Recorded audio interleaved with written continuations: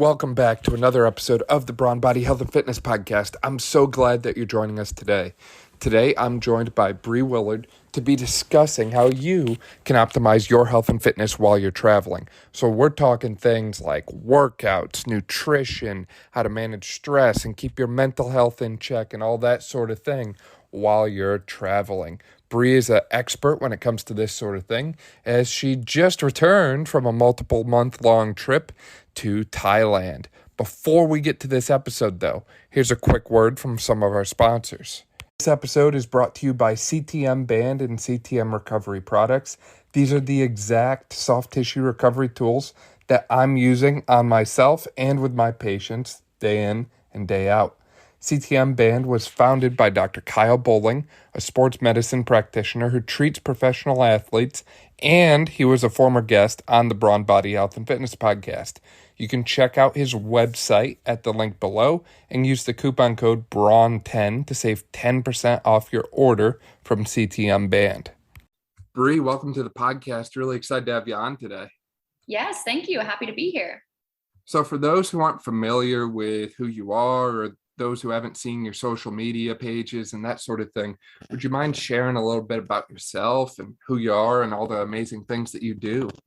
Yeah, absolutely. So I guess in terms of social media, my story starts back in 2017 when I just jumped on there to start sharing my fitness journey with friends and family. So I had begun working with a personal trainer and just really learning the basics and the foundations about what it means to live a healthy lifestyle. And so I just started sharing it on a separate fitness account. And then fast forward about a year later, I'd stopped working with the trainer. I thought, I'm just going to keep doing this. I'm going to see where it goes. And then it really just started to build up a little community. I started growing and people were resonating with my content. And at the time, my goal was really just for the physical benefits of fitness. It wasn't so much, I had no idea I'd scale it up to where I am today with it. But yeah, it was just to share and to grow and to learn from each other. And then fast forward to today, and my content is really forward around just lifestyle.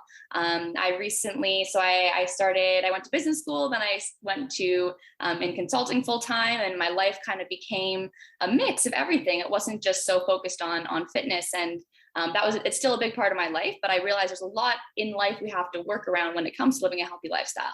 So I tailored my content to that, and I actually merged my personal and my fitness account. I said, it's all just one thing. It's all just me.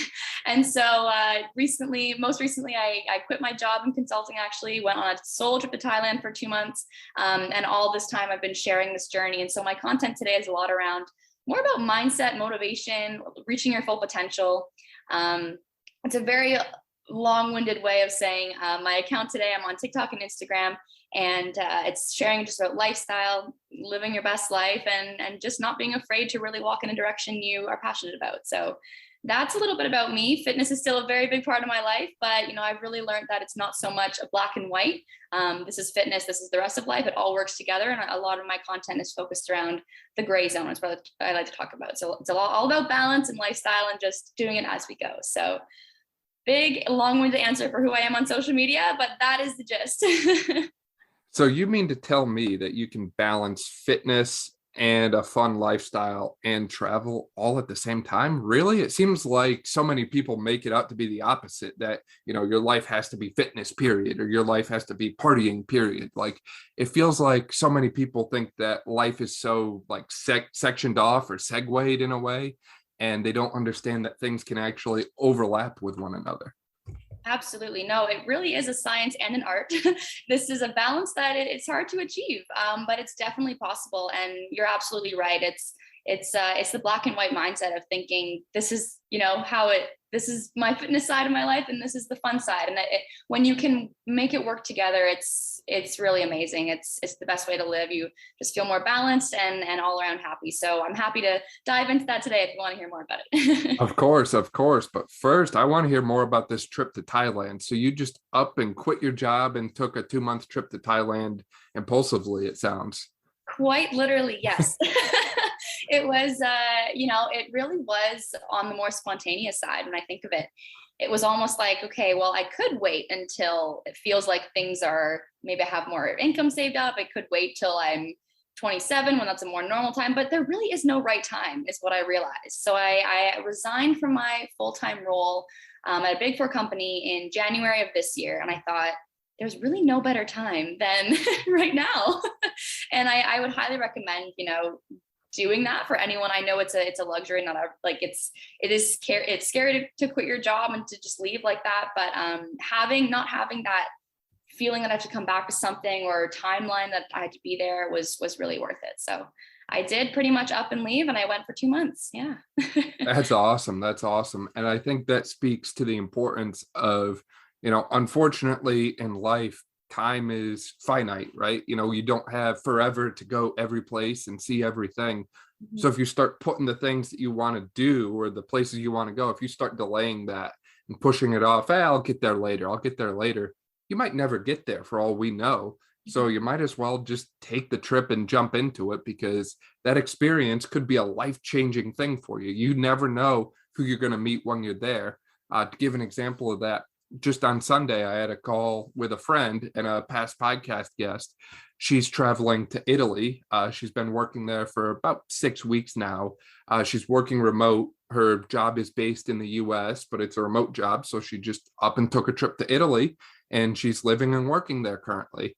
And while she was there, she met someone who works for a huge company there, and they offered her a job while she was in Italy. So literally traveling and going other places opened up new doors and new opportunities to her that wouldn't have existed otherwise. So it's amazing how just jumping in and going for it can really lead you to things that you never even thought were possible before. Absolutely. And I think there's, sometimes the spontaneity of doing something like this, like especially in that story, it's scary. There's fear behind it. But then if you just, I really believe in the universe has you, and things will align. And if you just follow what it is you're passionate about and where your heart wants to take you, like you will end up where you're supposed to be. And that's an amazing story. And it's very possible that things will just work out, and they'll work out for the better. They will. So how have things worked out for you lately with the travel and that sort of thing? And has travel always been a big part of your life, or is that more something that's newer? Absolutely. Yeah. It's something that it was a dream. And like I said, I just filled the dream in my youth. Like, I think it was a dream of, like, I'd love to travel when I'm older. I'm looking up at a dream board right now on my wall of all these different travel destinations. And I thought, I'm just going to start. Like I said, there's no right time. And so it was really just taking advantage of that opportunity. And travel, growing up, like my family would do family vacations. I traveled as a competitive dancer growing up. So we did some travel there, but it really was just like a dream that I had set out for myself. And I did work hard. I did have a good job coming out of school, which helped with the income for it. But yeah, it is just about set that goal, be proactive, manage your spending, put aside a little money for it, and just go for it. Yeah, for sure. Now, as far as travel goes, are you always flying first class on the nice things, or are you surviving things like the budget airline companies, so to speak? Yes, no, let's not get ahead of ourselves here, Dan. That is a goal, though. That I hope to hold for myself one day, but it really was just let's get the bare minimum. And there was a time in Thailand where I was living in a hostel one night for $6, 6 Canadian dollars a night. That's amazing. Yes, Thailand is very affordable. It is quite affordable. And so dinners were $1. And actually, I stayed in Thailand as long as I did because it was much cheaper to live there than Toronto. Really? Who would have thought? Who would have thought? So with you traveling and being on the road and flying from point A to point B as much as you have, and, timeline, we're looking at summer quickly approaching here. How do you stay fit and active and healthy when you're on the road and doing all these different things? Yeah, absolutely. And I think it comes back to what we were, touching on at the very beginning, is that gray zone mindset, right? It's easy to get into the mindset of, okay, up to my trip, like this is something, my 2017 Bree would have this mindset. She'd say, even break it down to a week, right? You say, during the week, I'm going to go all in. I'm going to give it my all, eat all the greens, do all the cardio. And the weekend comes around, it's just like everything's out the window. I think it's very easy to adopt that mindset when it comes to travel as well, to say, okay, I have this trip coming up. I'm going to work, get this insane body. Like I'm speaking just generally, not trying to assign any judgment or stereotypes, but this was a habit that I got into. And a lot of people resonated with this kind of mindset as well, that we work really hard. We get ourselves into a certain place. We go on a vacation, especially since mine was 2 months. I had a fear of, am I just going to reverse all the progress I did? It's, especially in the fitness community, you probably are aware of this kind of thinking as well. And when I was in Thailand, I made sure to definitely let go of some of the rigid routines and standards I had for myself, because you got to have that spontaneity as a solo traveler, or else it's not as fun when you're so stuck to your routine. You got to let go a little bit. But at the same time, it was, the gray zone is saying, okay, I'm going to be there for 2 months. I want to keep up some level of my healthy lifestyle. So that could be something as simple as, instead of opting for the fried food, let's just go for something a little more green. Let's work that in where we can. And if that option's available, I'm going to have the fruit. I'm going to have the veggies. And also a big thing about Thailand was I was so active. The activity was through the roof. So I recognized that. I would look at my Fitbit at the end of the day, and it was like 30,000 steps on average is what we were walking in a day. That's insane. Wow. It was a lot of walking, and it was so hot. So we were just constantly sweating. So I think it's about, recognizing we're definitely a lot more active out here. So maybe we can take on a little more calories, but I don't know if this is kind of making sense where I'm going with this, gray zone mindset, but it really is about, okay, we're in a new context, we're in a new environment. How can we keep up our routines, but adapt it to fit that environment in a way that works for us? Yeah, I completely agree.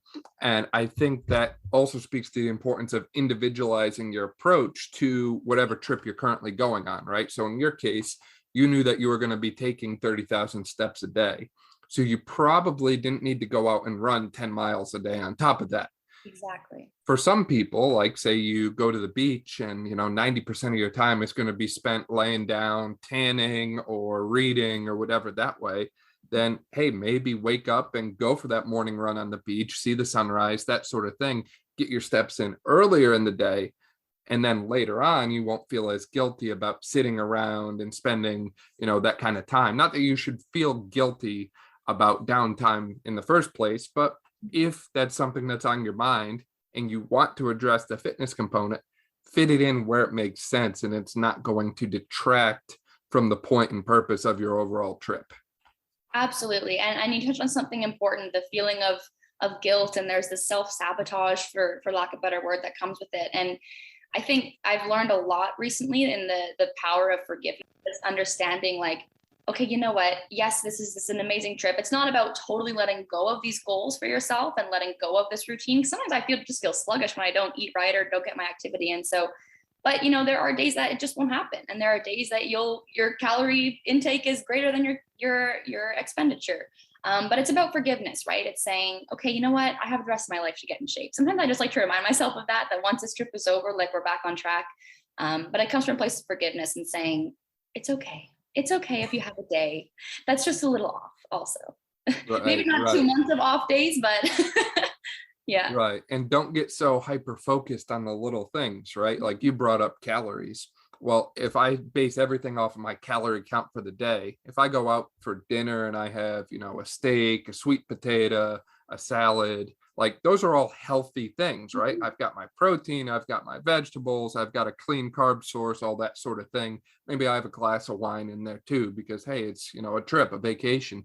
That's all a healthy source of calories. Sure, the number might be high, but that source of calories, the overall quality of it, is going to do a much different thing to your body than the same calorie equivalent. So let's say 1,500 calories of, fast food. Like maybe you're traveling and you're going for something quick and you just hit like a quick fast food chain restaurant. Like the 1,500 calories, like the total is the same between the two places, but the effect they have on your body is drastically different.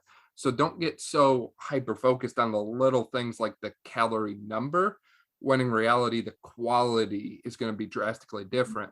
And, you look at some of these different trips that people take and, you get like the cruises with the all you can eat this and that sort of thing. And they tend to have the higher quality foods, right? Like all you can eat steak or, some kind of, say, like lemon garlic marinated chicken or something like that. Like they're clean options. They taste amazing because, it's cruise food or vacation food or whatever that way. So why not just cash in on the fact that, hey, you have a ton of high quality calorie sources right in front of you right now. Like take advantage of that, not waste that opportunity, I'll say.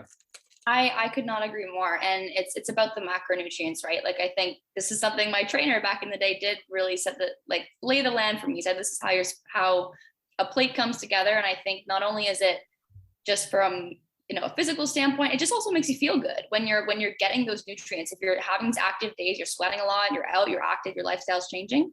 I feel so much better after like a proper balanced meal, as balanced as it can be on vacation per se, versus something like a plate of fries. Like, I just feel like, oh, I want to go to bed. So it's important from a energy standpoint as well. Right. And that plays into the quality of your trip too, right? Because if you go to, wherever you decide to travel to, and you feel like crap and you don't want to do anything and you don't have energy, then what's that trip going to be like? Now think about that trip. If you had energy, if you had that mental clarity, if you could go a night or two on 4 or 5 hours of sleep and still feel good because every other area of your health was in check, that's going to be a whole lot better of a trip, at least in my own opinion. I agree totally. And I think the other piece that comes to mind too, that you spoke a little bit on with the fitness side of things, is what I like to call the minimal effective dose principle. So in simple terms, what is the minimum I have to do today in order to get the result that I want? And if I'm traveling and I don't have as much time that I want to dedicate to, being in the walls of a gym or something like that, then I'm going to strive for that minimum effective dose. Like, hey, if I want to work my chest, my shoulders, and triceps today, if I go out and I do 100 push-ups, that's going to be enough. So why don't I just go out, do 100 push-ups? I'm not losing anything. I'm not going backwards. I'm making some progress, but I'm not eating away at my entire day or, a big chunk of my day in order to like keep that level of fitness. I really like that. I really like that theory and that approach. And I think to build on that, like, I think when we go on vacation or we're in any environment that's foreign to our regular routines, it's very easy to get in the mindset of, oh, I don't have access to a gym, so I can't work out. Like, it's, these excuses really start to come up when the environment isn't poised to do so. For example, I, as someone who has really stuck with the routine, regardless of what's happened around, like, you can't really see in my apartment here, but I've got this, it's about a meter squared. Like, it quite literally is just enough to do a workout. And I worked out there for an entire year, like, trying not to smash my head off my counter when I would do a workout. But that's what it is, right? It's adapting to the environment, especially when it comes to, fitness. You can stretch in your hotel room. You can get out on the beach and do that yoga. And like you said, just body weight workouts are super effective. And I think it's very easy for us to get into the habit of, well, I don't have the equipment, so I don't have the yoga mat. Get on the beach to make it work. Exactly. Be creative with it too. Like you mentioned the hotel room. Like I have quite literally gotten, those luggage rack things that they give in the hotel. Yeah. Like I brought one of those in with me and I was doing pull-ups off of the rack on the luggage thing. Wow. So you can impressive. get creative. I know people, Susan Cash Dollar comes to mind. We had her on the podcast last fall. She travels with resistance bands. And she'll literally work out anywhere. Like you go to her Instagram page and you see workouts of her on a dock, like, lakeside. You see them in a garage, you see them in a driveway, and it doesn't matter where she's at. Like it could be New Orleans, it could be New York City, Pennsylvania, wherever. She's got those bands and she's hitting a workout. So you can literally take your workout to the place that you're traveling in a way. And I love when people do that because it's kind of making the best of both worlds, right? Working out in a gym day in and day out over and over and over again, that gets old, it gets monotonous at times. So you might as well take advantage of the new setting that you're in and cash in on it. Definitely. I love that story. Also, just to piggyback again, like having virtual programs coming out of COVID, like we know this is helping with that. You don't need all this equipment. You don't need your trainer with you. Like just whip out your phone, get up that YouTube video. If that will help with motivation. Also, I think that was a huge thing for a new environment. That's that stability that we need is, okay, I'm in a different environment, but I've got this program in front of me, whatever it is we need to do. Yeah. Exactly. And depending on the purpose of your travel too, why not just immerse yourself in the area that you're at? So if you're in America and you go to like a group fitness class or that sort of thing, it's probably a boot camp or high intensity interval training style, that sort of thing. But if you go elsewhere, those group fitness classes might look a lot different, right? So if you're in a place like Thailand, I would imagine they probably don't have the same mindset of high intensity interval training, burn you out, leave you exhausted and feeling like crap for the rest of the day. I feel like they might have a different approach. Now, I wasn't at Thailand, you were. Yeah, and as you were mentioning, I was like, oh God, I have a story for him. I have an example, and you led me right to it. I actually did a Muay Thai class. That's awesome. And it's really inspired me to get into boxing. Totally different way of working out, but you're so right. It was very authentic Thailand experience. We had the gloves on. They were giving us the cues, and it was a solid workout, that Muay Thai. So now I'm actually signed up for a boxing boot camp here tomorrow. So it'll be interesting to see how it does differ between the East and the West. Right. And the thing is, when you start to do those other approaches to fitness, like you mentioned Muay Thai, or there's Krav Maga, there's Jiu-Jitsu, there's all kinds of different things. Like even some of the exercises people know and love today, like split squats. They were originally called Bulgarian split squats because they came from Bulgaria. So you start immersing yourself in fitness from other areas, I'll say, and you start to realize like things are hard, they're difficult. And I think the big reason for that is it gets you out of your normal routine, right? So, maybe, I go to the gym and I'm going to work legs and I'm going to do squat and I'm going to do leg extension, leg curl, calf raise, and leg press. And that's my leg day, right? Well, then I go somewhere else and leg day involves 30 minutes of, combined walking lunges and jumps and all these different things. And it kicks your butt because you haven't done that before. It's different, it's new. And I think that, as we talked about before, travel can really open up your eyes and open up doors to different opportunities that weren't there before. Yeah, absolutely. I think, like you mentioned, this is a big piece of advice also I learned from my trainer. Like, one of the main things he told me was you really got to switch up your workout routine. You got to switch it up, keep your body interested, keep your body guessing is what he said. And I think that's a great way of doing it is, working new muscles and you're like, oh, I've never felt that muscle be sore before. So it's definitely important. It's keeping our body guessing, and that's how we change and how we grow for sure. Yeah, definitely. So tell me a little bit about the food as you've been traveling, because as we know, the cuisine is going to vary differently based on, where you currently are versus where you've gone to. Yeah, absolutely. So it's interesting. Well, I have so Thailand was my first real overseas travel. Definitely like a bigger trip than what we've done normally in America. So I'm from Canada, from Toronto. So when we just go south, any resort, like a family resort, I've been to just like Mexico or over to Vegas for dance competitions, like just little trips, California, Florida, the warm spots Canadians like to go.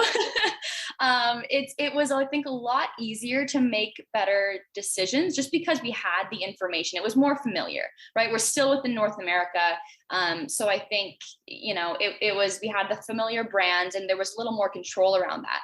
Going to Thailand was a bit of a wake-up call. It was, trying to navigate, like figuring out, okay, if I want a balanced meal with a complex carb, a lean protein, and a fat, and it was harder. Not only was it harder to communicate maybe what you wanted or to read the menu, sometimes it was a little bit confusing, and you're just getting used to it, right? But I think there's this limbo when you get to a totally foreign country where you have to really just feel okay with not knowing what you're going to get. And then as I was there, like by the end, I knew everything on the menu. I knew exactly what it tasted like. To be fair, I ate Thai food for about 50 days in a row. So you do pick up on it. But I think a piece of advice I could give for any kind of health nut or gym rat looking to kind of travel, go abroad, it is scary because you're like having to frame your mindset around feeling okay with not knowing what you're eating when you're so used to eating the same thing. There was something I did at the start of the trip to have an element of control. I actually just brought a bunch of snacks. It was like a huge component of my backpack was this bag of snacks. So I had Cliff Bars, oatmeal, just like protein, like meal replacement bars, This was really, a sense of comfort of home, first of all, when I was getting used to being in a totally different time zone, totally different place. But if I just wanted, oats, I just wanted one part of my day to feel a little healthier versus going out and getting the whatever breakfast, fattier breakfast. I'm like, I'm just gonna have my oats in my room. And that was kind of a sense of control. So there's ways you can control it, get those snacks before you get there. That was a big piece of just inner peace. So it just brought me a lot of inner peace being over there. Yeah, for sure, for sure. And that's the kind of thing too that I feel like, as we mentioned before, the culinary experience you get is going to vary drastically based on where you travel to. So I'll stereotype a little bit here. Like when I think Italy, I think everyone thinks pasta at first, right? Like, how are you going to travel to Italy and not try like pizza, pasta, those kind of dishes, right? And if I traveled to a place like, say, Mexico, like I'm thinking more of that, what we think of as authentic Mexican cuisine, right? So I'm thinking guacamole, I'm thinking like carne asada, that sort of thing. Now, again, maybe that's stereotyping a little bit, but I've never talked with someone who's traveled to Italy and raved about the guacamole. Again, maybe that's just me, but no, you're totally right. and you mentioned too that people kind of plan a little bit of the fitness element in their travel and that sort of thing.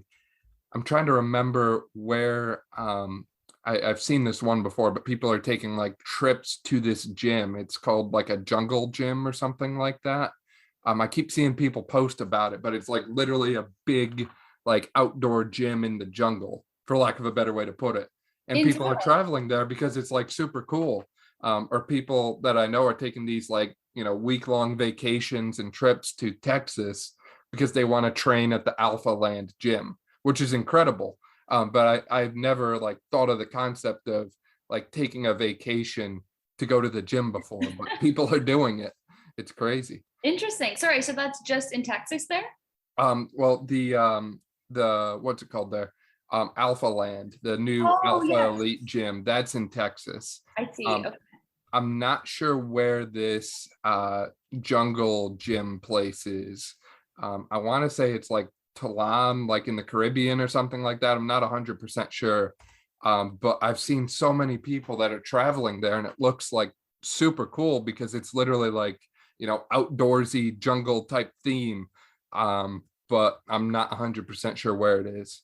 That's cool. Yeah, you're right. Very different concept. We think vacation time to relax, not let's go harder with our fitness. But honestly, it's I appreciate it. It's a different concept and a unique experience never before seen. Right. It's like if you go to like, California and you're in like Venice Beach, like you have to hit up Muscle Beach. Arnold Schwarzenegger worked out there after all. Gone back to the lovely Canadian weather. How did your training and eating and all that stuff like shift and change? You mentioned before that you were starting to do a boxing class. Yeah, absolutely. So of course, just as it is when you go there, it's the same thing coming back. Your body's like, what's going on? Why is it now negative 30 degrees where it was just positive 30? So there's this adjustment period again for sure. And it's almost like there's this resistance. Like I talk a lot about mindset on my platforms, and there's this resistance in our minds to say like, okay, I wanted to really keep living out the travel, even though I was back in Canada. It's hard to get your feet back on the ground, just be okay with, getting back to what you're doing before. The boxing classes, yeah, something new I'm trying. I'm really trying to switch up my own fitness regimen back here. I'm actually also training for a triathlon. So I'd say that's my number one focus area right now is getting up. I wanted either a strength goal or a cardiovascular goal. So now I'm really amping up the cardio side of things. I forgot to mention an important piece of my story is that 5 days after I came back from Thailand, my relationship of 3 years ended. So this threw a wrench in things, absolutely. And I actually, as a woman, for some reason, maybe men experience this too, to some extent, but I think normally, if you're the one, especially being broken up with, I couldn't eat anything for a couple days. It was the weirdest thing. So not only was I battling getting back in the swing of Canada, but I was battling this single territory. And that made things difficult. So how I kind of navigated through that was just baby steps. Baby steps with the routine. Again, it was, okay, instead of cooking at home, so I don't feel like cooking, I'm going to go to a restaurant and get a nice salad or get a bowl from Freshie or something. And then it was, okay, I need a goal to focus on. I don't have the relationship anymore, so let's dive into something else. And now it's focusing on meal prep and triathlon training. So it's just about, baby steps to get back into it. Never feel like you have to jump right back into where you were before, especially given the breakup. Going back to forgiveness, I had to be forgiving with my time and my schedule and my emotions. So sorry, long-winded answer, but yes, it's baby steps coming back from vacation also. Yeah, for sure, for sure. And, to your point, anytime something major happens, it can really throw you off. It can be other things, right? I've had people on the podcast before, like Tim James comes to mind, where he traveled to South America for a vacation, and he ended up having this health event, for lack of a better way to put it, while he was there. And he was rushed back to America for a medical procedure. So, just keep in mind that wherever you end up going, your time there or your return trip, there could be some unexpected obstacles or turmoil, to use the travel pun there, along your way. But remember that, as we talk about on the podcast, the obstacle that gets put in your path does not, what happens to you is not what you choose to become, I like to say. So the obstacle that gets put in your path might not be there to, break you and rain on your parade and shut you down and just completely destroy you. A lot of times things happen and obstacles get put in our way in order to change our path forward. And it might save us from going down the wrong road, the wrong path. Like, hey, who knows what could have happened to me had this not happened, right? Maybe things worked out for the best in the end. And I think it's a lot harder to think like that in the moment when things are not going according to plan. But again, remember, nothing in life ever goes according to plan. So just because an obstacle comes up or things get thrown off or this happens or that happens does not mean all hope is lost, and does not mean give up and throw in the towel and walk away, because anything can happen. And the moment that you give up and the moment you stop trying at whatever it is you're working on, you're absolutely right. You won't get what you want. You won't get where you want to be.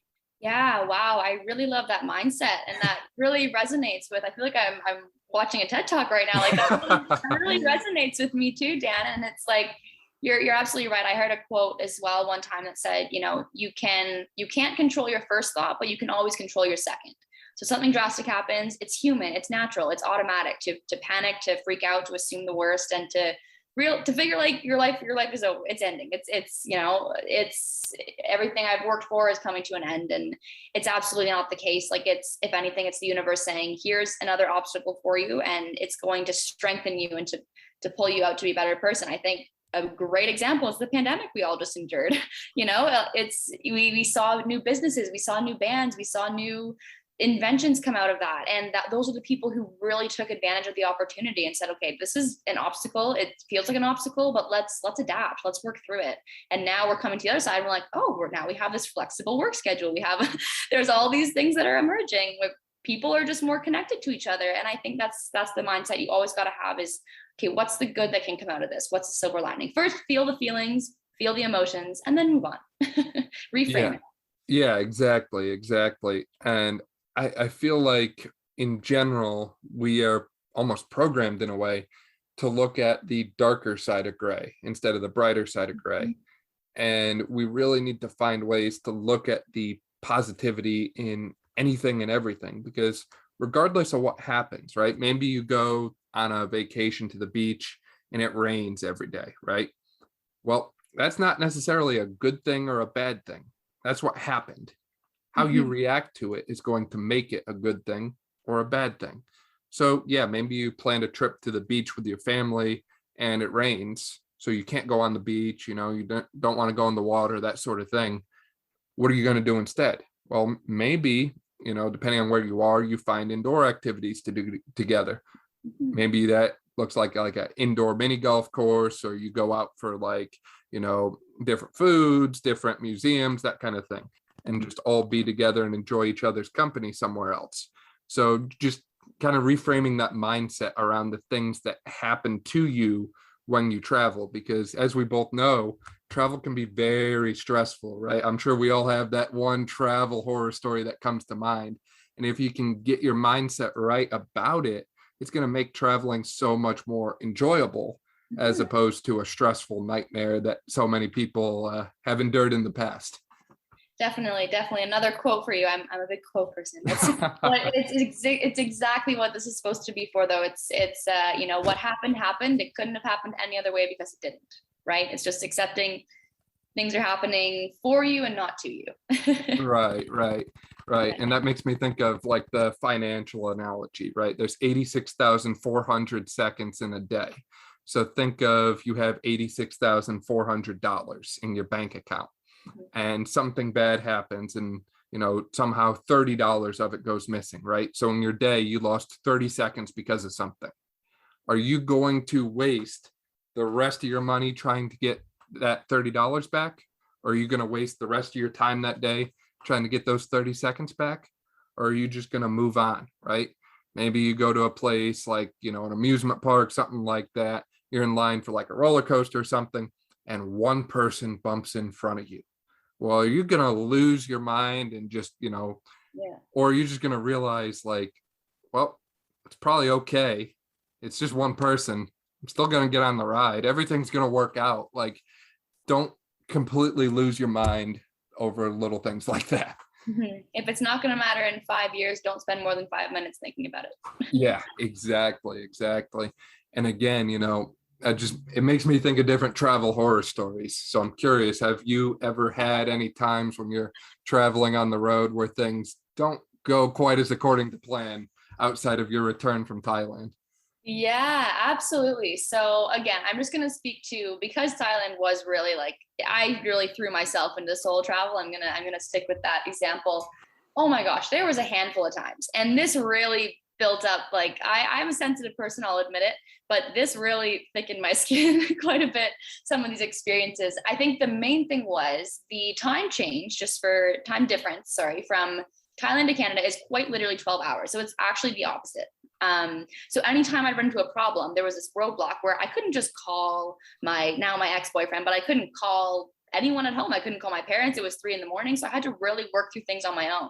So that was like number one kind of, like it was fear, coming in those moments where I couldn't call or reach out for help.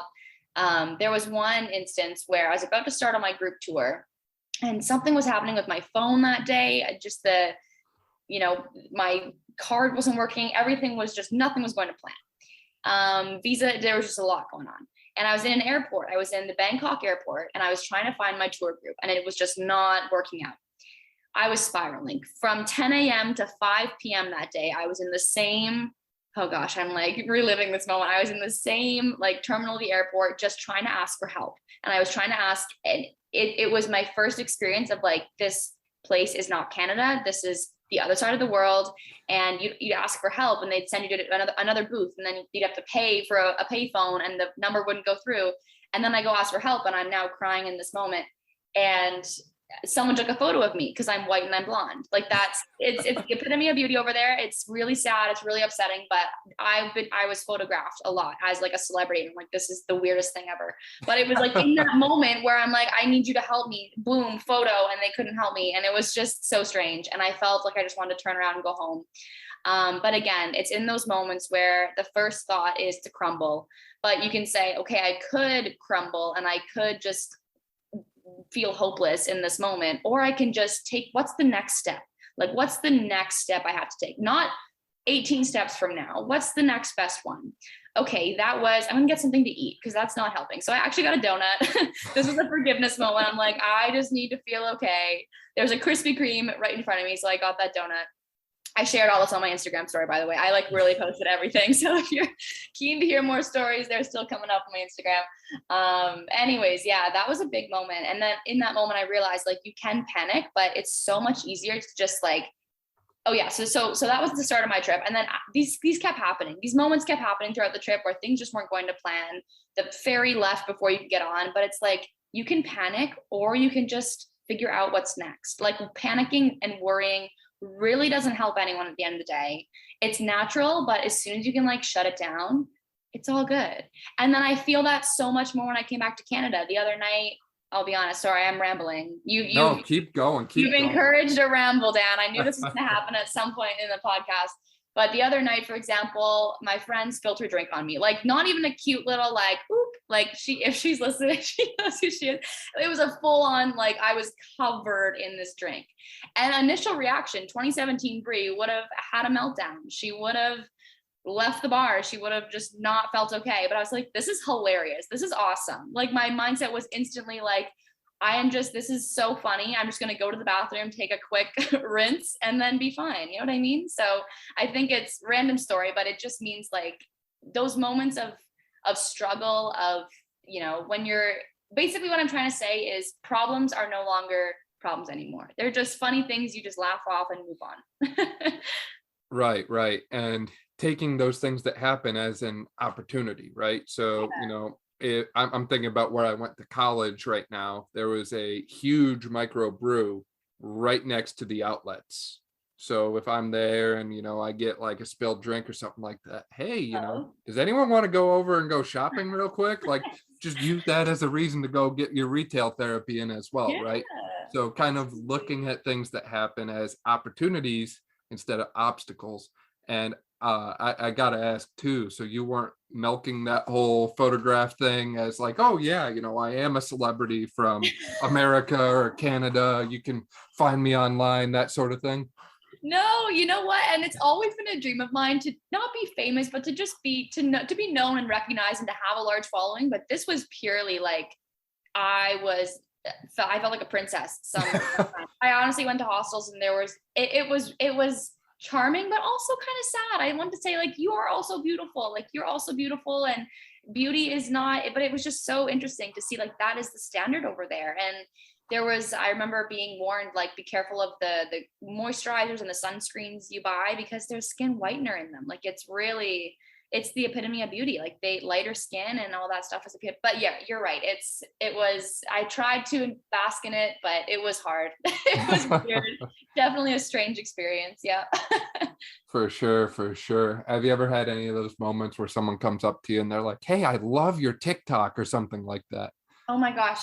Yes. It's the weirdest feeling in the world. Imposter syndrome is at an all-time high right now. It was actually in Thailand. So I hung out with some teachers. It's actually how I got, I was telling Dan just about a teaching job just before this, but actually I was with some teachers who are full on, elementary school teachers in Thailand. And they had a babysitter come over, completely new person to me, didn't know who she was. And we were just in the house and she goes, oh my gosh, like, it's this babysitter in Thailand. And she said, are you on TikTok? And I was like, oh, like, that moment happened, like, not like it was, but it's a signal that what I'm doing is working and it's resonating and it's getting out to people. And then the other day in Toronto, I think someone did like a double take on me and like smiled. I don't know how to, maybe they were just like, thought they recognized me, but it could have been that, because some of my videos have gotten to over 1 million. And I think that it's all within the Toronto community and beyond, obviously, but it's really cool. It's a really cool experience to feel that recognition a little bit. Yeah. Right. And the next thing you know, you're going to be scrolling on your TikTok feed one day, and there's going to be like someone who posted a video that comes up that says, oh my gosh, I swear I just saw Bree in public. She was downtown. She was at this restaurant, that sort of thing. You're making me feel too important. I'm blushing. Not there yet. Someday. Bree, this has been an amazing discussion about all things related to travel as far as physical and mental health and wellness goes. Do you have any kind of closing thoughts or closing remarks you want people to remember or take away? Yeah, I mean, I think if I can wrap up a lot of the amazing points today, it's a lot about mindset when it comes to travel, and really trying to get in that gray zone of, this is a different experience. So step one, forgiveness, just understanding things aren't going to go to plan. Spontaneity is all a part of it. But where you can have those foundational building blocks, if there's an option on the menu that if you're somewhere like Thailand, if you can read and understand it, that it's got a balanced meal for you, go for that. There's ways you can work it in. being forgiving, doing the minimum, like you said, doing the minimum a day. That can keep you feeling good. And it all comes down to, yeah, energy at the end of the day. Doing these steps will help you to give that energy, but also give your mind a break and provide that balance. So this is my best Cole's Notes version of our talk today. If you want to add anything else in, go right ahead. But I think this is what I learned anyways. I learned a lot from today. So thank you. Yeah, for sure. I think, plain and simple, Murphy's Law, expect the unexpected because you never know what's going to happen. Yeah, And whatever happens, find a way to make the best of it and use that to your advantage. definitely. Definitely.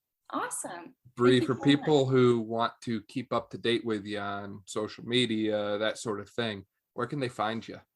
Yeah, absolutely. So I am on Instagram and TikTok primarily. Bree Woolard, BreeWoolard. That's my handle across all three. So check it out. I'm going to be training for a triathlon, maybe doing a move soon, and just living my best life. So follow along. That's awesome. For those who missed that, we'll link it below in the show notes so you can just click there and find Bree on all those amazing platforms. Bree, thank you for your time. It's been amazing talking with you today. Thank you for listening to this episode of the Brawn Body Health and Fitness Podcast. If you like this episode, please make sure you subscribe to the podcast on your favorite platform and share this episode with a friend who you think would enjoy hearing it. Additionally, if you want to help support this podcast and keep future episodes going, please check out our links below where you can support us directly or through engaging in any of our affiliate marketing links. Last, please make sure you check us out on social media at Brawn Body and leave a 5-star review, especially if you're listening on iTunes or Spotify.